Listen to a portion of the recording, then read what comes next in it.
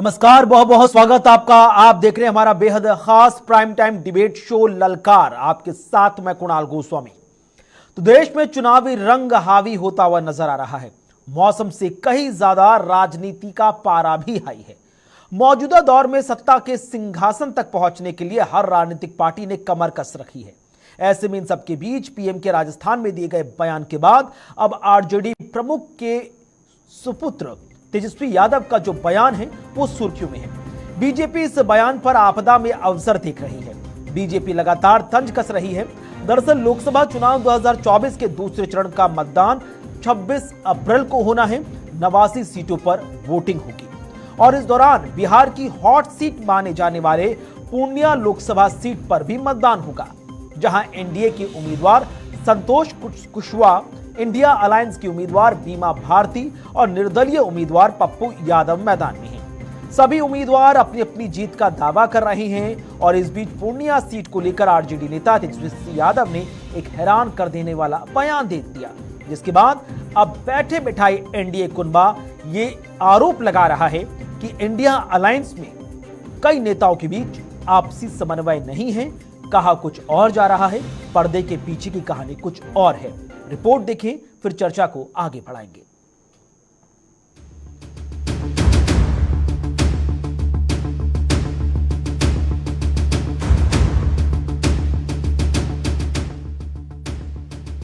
देश में चुनावी हलचल तेज है। सभी दल जोरों से चुनाव प्रचार कर रहे हैं। पीएम मोदी लगातार कांग्रेस के कुनबे पर धुआंधार बयानबाजी कर रहे हैं। एक के बाद एक रैली हो रही है। वहीं विपक्ष भी एक्शन मोड में है। मौजूदा समय में तेजस्वी का पूर्णिया में दिया गया बयान चर्चा का विषय बना हुआ है, जहां निर्दलीय प्रत्याशी पप्पू यादव को निशाने पर लेते हुए तेजस्वी कुछ ऐसा कह गए कि इस बयान से बीजेपी की मानो बात बन गई हो।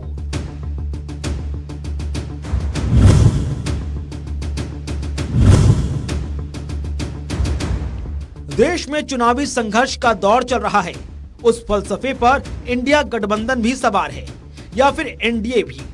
इन बातों को आधार बनाकर तेजस्वी यादव ने साफ कहा, या तो इंडिया गठबंधन को चुनो या फिर एनडीए को। पूर्णिया सीट पर चुनाव प्रचार के दौरान तेजस्वी यादव ये बड़ा बयान दे गए।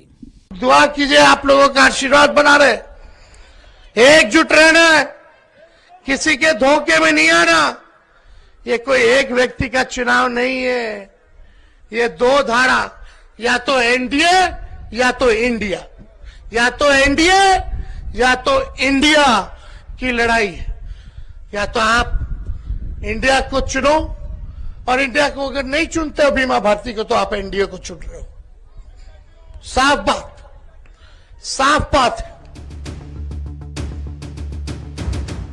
वहीं इस पर पप्पू यादव का पलटवार भी सामने आया।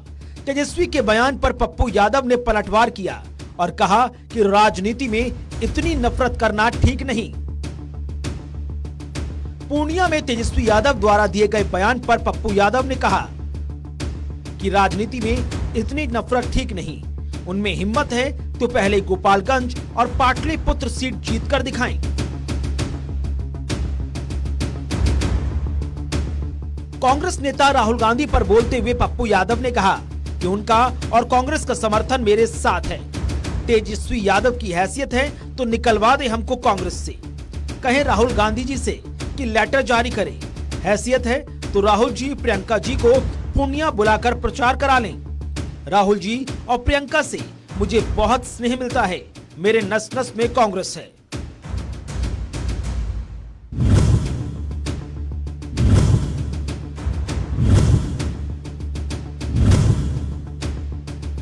तेजस्वी यादव को पूर्णिया की जनसभा में एनडीए के लिए की गई वोट अपील भारी पड़ रही है। लोजपा गुट के सुप्रीमो चिराग पासवान ने तंज कसा।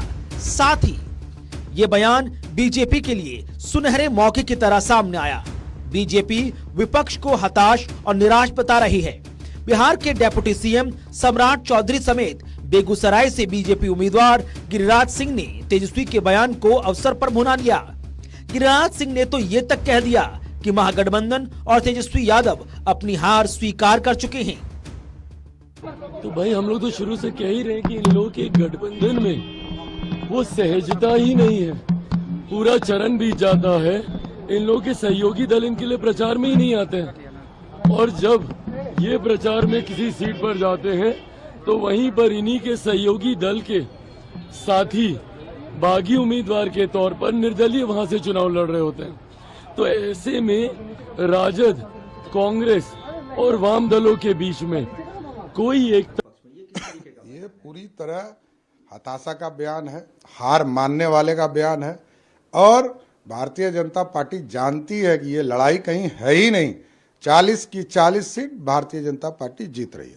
कि अब महागठबंधन तेजस्वी यादव हार स्वीकार कर चुके हैं, इसीलिए ऐसी बात उन्होंने कहा है। मुझे खुशी है वो मेरे लिए अपील कर रहे हैं अपनी हार स्वीकार करें।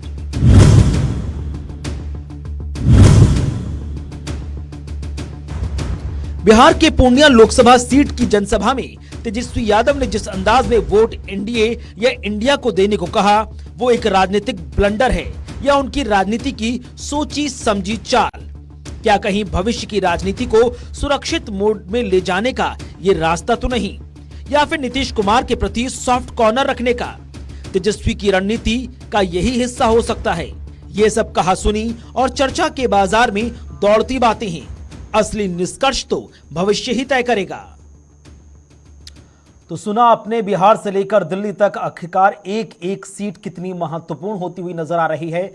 यही बात है कि तमाम प्रत्याशी खून पसीना बहा रहे हैं कि किसी तरह से इस चुनाव को अपने पक्ष में भुनाया जाए। इसी पर चर्चा करने के लिए कुछ बेहद खास मेहमान इस वक्त हमारे साथ कार्यक्रम में मौजूद हैं। हमारे साथ भारतीय जनता पार्टी से प्रवक्ता डॉक्टर अवधेश उपाध्याय हैं, बहुत बहुत स्वागत, बहुत बहुत शुक्रिया आपका। कांग्रेस से हमारे साथ विशाल कुमार यादव हैं, बहुत बहुत स्वागत विशाल आपका। हमारे साथ आरजेडी से मधु मंजरी हैं, बहुत बहुत स्वागत मैम आपका। और हमारे साथ राजनीतिक विश्लेषक अनुराग तिवारी हैं, अनुराग जी आपका भी बहुत बहुत स्वागत, बहुत बहुत शुक्रिया। मधु जी, शुरुआत आप ही से कर रहा हूं क्योंकि आप ही के पार्टी के इर्द गिर्द पूरा मामला घूमता नजर आ रहा है। पहले चरण में 102 सीटों पर मतदान हुआ, दूसरा चरण हम सबके सामने है, 89 सीटों पर वोटिंग होगी। पहले चरण के मतदान ने यह बता दिया कि आखिरकार चुनाव कितना फंसता नजर आ रहा है। कांटे की टक्कर है हर एक चीज पर। और आरजेडी के जो नेता है तेजस्वी यादव, वो तो साफ कह रहे थे कि भाई 400 सीटों वाली जो super duper big budget film थी वो सुपर फ्लॉप हो गई है। अब जब सुपर फ्लॉप हो गई है तो क्या ये ओवर कॉन्फिडेंस नहीं है कि पप्पू यादव जिस पूर्णिया लोकसभा सीट से चुनावी मैदान में हैं, उन्हें कांग्रेस नेता राहुल गांधी, प्रियंका गांधी का आशीर्वाद प्राप्त है। वहां से आरजेडी की बीमा भारती के पक्ष में आरजेडी नेता तेजस्वी यादव वोट की अपील करते नजर आए। ना सिर्फ वोट की अपील की, बल्कि लगे हाथ ये कह दिया कि इंडिया को गठबंधन वोट नहीं दिया तो सीधे एनडीए को देना, किसी और को मत देना। अब बताइए पप्पू यादव आपके अपने हैं या नहीं हैं? देखिए, सबसे बड़ी बात है कि जहां बात आती है गठबंधन की, तो धारा जो है दो ही है, पूरे देश में दो ही धारा है, तीसरे का कोई जगह नहीं है। तो हमारे जो नेता है तेजस्वी प्रसाद यादव जी ने वो सही बोला कि या तो आप इंडिया गठबंधन को वोट कर सकते हो या तो आप एनडीए गठबंधन को वोट कर सकते हो। तो इसमें इतनी बड़ी इशू क्या है और इसमें बीजेपी को हताश होने की क्या बात है? और ना ही पूरे बिहार में, मैं बिहार की हूं, मैं बिहार की बात करूंगी, पूरे बिहार में 40 की 40 सीटों पे हम लोग एनडीए को नाको चने चबवा देंगे, ये उन्हें पता है। ये जो बात छोटी छोटी बात को लेकर के जो एनडीए वाले जो हैं, बीजेपी वाले लोग जो बात को बढ़ावा दे रहे हैं, इससे कोई मतलब नहीं है। इनको पता है कि बिहार में इस बार कोई भी इनका लहर नहीं चल रहा है और सारे लोग जो है बिहार के लोग बीजेपी से अलग हट करके आदरणीय तेजस्वी प्रसाद यादव जी में अपना विश्वास, अपना समर्थन, एक उम्मीद जताया है। तेजस्वी प्रसाद यादव जी जो है जिस तरह से 17 महीनों में काम करके दिखाया, बिहार की जनता अभी देखेंगे कि अभी मैं बांका के गांव में हूँ, बिल्कुल गांव में, हो सकता है नेटवर्क का भी प्रॉब्लम आ रहा होगा, और यहाँ पे एक तरफा हर समाज के लोग बिल्कुल एक तरफा तेजस्वी प्रसाद यादव जी के तरफ है। और ठीक है, नेटवर्क की दिक्कत है, जिस तरह से आपने पहले कहा कि दूर दराज के क्षेत्र में है। विशाल, सीधा स्पष्ट सवाल, पप्पू यादव कहते नजर आ रहे हैं कि राहुल गांधी का आशीर्वाद उनके साथ है, प्रियंका गांधी का आशीर्वाद उनके साथ है, उनके रग रग में कांग्रेस बहती है और कांग्रेस के ही छत्र छाया में वो पूर्णिया से चुनाव लड़ रही हैं। अब इसे मिस कोऑर्डिनेशन माना जाए या ना माना जाए, बीजेपी तो साफ कह रही है, पूरा एनडीए कह रहा है कि आखिरकार क्या क्या क्या चल रहा है।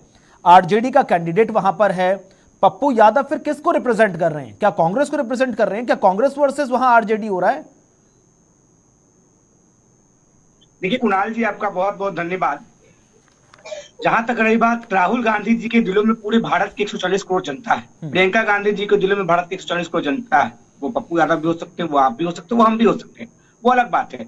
राहुल गांधी जी बिहार की जनसभा में उन्होंने कहा कि हमारे 5 उम्मीदवार जो उस मंच पे बैठे हुए थे, बीमा भारती जी का भी उन्होंने नाम लिया, उन्होंने अजीत शर्मा जी का भी नाम लिया, उन्होंने तारिक अनवर जी का भी नाम लिया, जो उम्मीदवार वहां बैठे हो तो उन्होंने सभी का नाम लिया। तो कहीं से दो मत की बात ही नहीं है। जो संगठन का फैसला है, संगठन सर्वोपरि, संगठन ने अपना उम्मीदवार बनाया बीमा भारती जी को।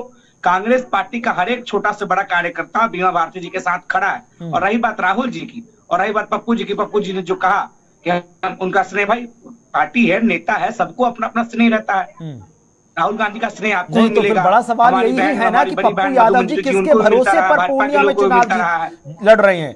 क्या कांग्रेस डबल गेम तो नहीं खेल रही कि एक तरफ आरजेडी से कैंडिडेट बीमा भारती जी को उतार दिया, दूसरी तरफ कांग्रेस ये भी समझ रही है कि भाई पूर्णिया पर पप्पू यादव की एक अच्छी पकड़ है, चाहे दोनों में से यादव निर्दलीय लड़ रहे हैं, ना कि कांग्रेस के सीट पर लड़ रहे हैं। तो यहाँ पे इसमें ये फॉरवर्ड जैसा कोई चीज ही नहीं है मैम। एक और जैसी चीज नहीं है, लेकिन पप्पू यादव ये साफ कह रहे हैं ना कि कांग्रेस की तरफ से हैं। ये लोकतंत्र है, हर किसी को आजादी। अगर उनको लग रहा है कि टिकट नहीं मिला तो मुझे निर्दलीय लड़ना पड़ेगा, निर्दलीय लड़ना चाहिए, वो निर्दलीय लड़ रहे हैं। तो फिर तो ये तो दोनों हाथ में लड्डू वाली बात हो गई ना। इसका मतलब ये नहीं मधु जी, फिर तो ये दोनों हाथों में लड्डू वाली बात हो गई कि पप्पू यादव को भी मैदान में उतार दो, बीमा भारती को भी मैदान में उतार दो, कोई भी एक तो जीत ही जाएगा।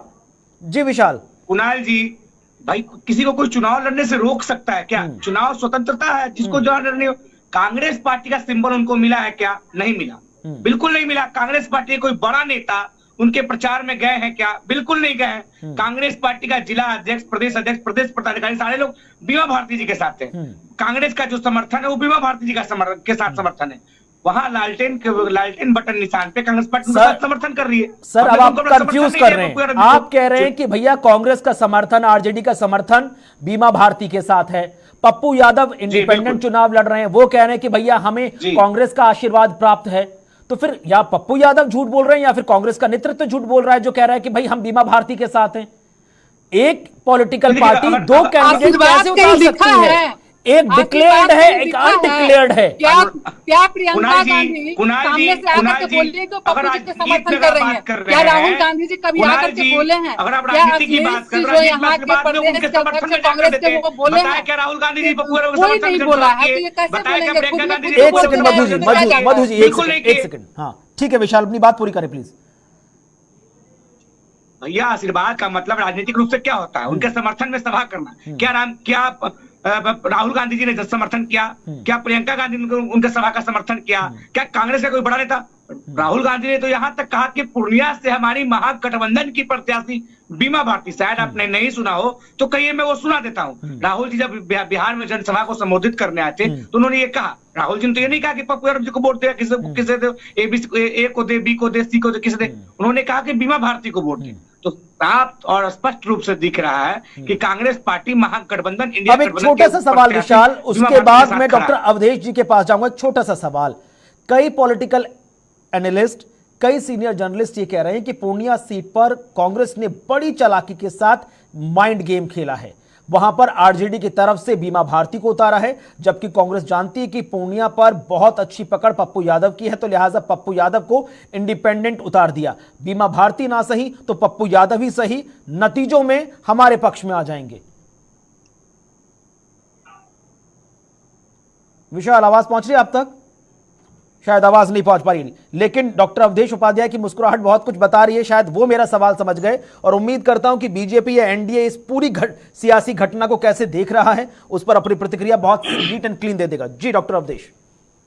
जी देखिए कुणाल भाई, आपने जो बात कही है बिल्कुल सही है। मैं एक बात जरूर कहूंगा आपके दर्शकों को, दर्शक शायद समझ पाएंगे। देखिए एक बहुत पुरानी कहावत है, शायद यहाँ पे पैनलिस्ट बैठे हैं, सबने सुनी होगी, आपने भी सुनी होगी, और जो दर्शक ये कार्यक्रम देख रहे हैं उन्होंने भी जरूर सुनी होगी। कि कहीं का ईंट कहीं का रोड़ा और भानुमति ने कुनवा जोड़ा। आज इंडिया अलायंस वही भानुमति या कुनवा है जिसके पास ना तो कोई नीति है कि हम इस तरह से देश को बढ़ाएंगे आगे, ना ही उनके पास कोई नियत है काम करने की, देश को अच्छी तरह चलाने की, और ना ही उनके पास इस समय कोई नेतृत्व करने वाला नेता है। इसलिए जिस तरह से हमारे देश में किस समय तो पूरे विश्व में कह सकते हो आप, पूरे विश्व पटल पर जिस तरह से हमारे देश के प्रधानमंत्री की लोकप्रियता बढ़ रही है और भारतीय जनता पार्टी की लोकप्रियता बढ़ रही है, उसको देखते हुए पूरा जो विपक्षी गठबंधन है पूरी तरह से बौखलाया हुआ है। अब आप देखिए, ये तो यहाँ आपने बता दिया पप्पू यादव का, अरे इनके पास तो बहुत सी ऐसी सीटें हैं जहां इनको समझ ही नहीं आ रही किसको टिकट दें किसको ना दें। रात को टिकट देते हैं, सुबह वापस ले लेते हैं, और बहुत सी जगह तो इन्होंने जबरदस्ती पकड़ के लोगों को टिकट दिया, भाई चुनाव लड़ ले, क्यों भाग रहा है यहाँ से। चुनाव लड़ने के लिए इनके पास कैंडिडेट नहीं, क्योंकि कहीं ना कहीं अब देश की जनता ये कुणाल जी अच्छी तरह से जान चुकी है। जो हाल सूरत में हुआ कि कांग्रेस कैंडिडेट के पास प्रस्तावक नहीं मिला और वहां से बीजेपी कैंडिडेट चुनाव के नतीजों से पहले ही निर्विरोध चुन लिए गए। आप देखिए आप, मतलब चुनाव से पहले, मतलब ये लगाइए आप, जंग से पहले हथियार डाल दिए कांग्रेस पार्टी ने। मधु मैडम प्लीज, ओपनिंग कमेंट है, क्रॉस कमेंट नहीं, प्लीज ओपनिंग है प्लीज, उसके बाद आप लड़ लीजिएगा जितना लड़ना है, opening comment neat and clean करने दीजिए। ये जो है शुभ लक्षण है भारतीय जनता पार्टी, ठीक है, कहते हैं 400 पार का नारा लगाते हैं, ये उसका शुभ लक्षण है कि देखिए शुरुआत होने से पहले हमारा एक कैंडिडेट निर्विरोध चुना गया है। मतलब जितने विपक्षी दल थे उन्होंने हथियार डाल दिए कि भाई हम नहीं लड़ रहे चुनाव, क्योंकि देखिए इन्हें अब कहीं ना कहीं ये पता लग चुका है कि जो इनकी विपक्षी गठबंधन की जो पहले सीटें थी कांग्रेस की 50-52, अब वो बिल्कुल समाप्त होने की कगार पे। ठीक है, तो अब उम्मीद कर रहे हैं, जो आप कह रहे हैं कि भैया 400 पार होगा, लेकिन 400 पार के बीच जो पहले और दूसरे चरण के बीच बीजेपी नेतृत्व की तरफ से जो तमाम सियासी बयान सामने आए हैं, जिसके बाद पूरा विपक्ष नाराज है और कहीं ना कहीं शिकायत पहुंच रही है, उस पर भी हम चर्चा करेंगे। छोटा सा ब्रेक ले रहे हैं, ब्रेक के बाद अनुराग तिवारी से सीधा ओपनिंग कमेंट लेंगे। छोटा सा ब्रेक, जल्द हाजिर होंगे, देखते रहें ललकार।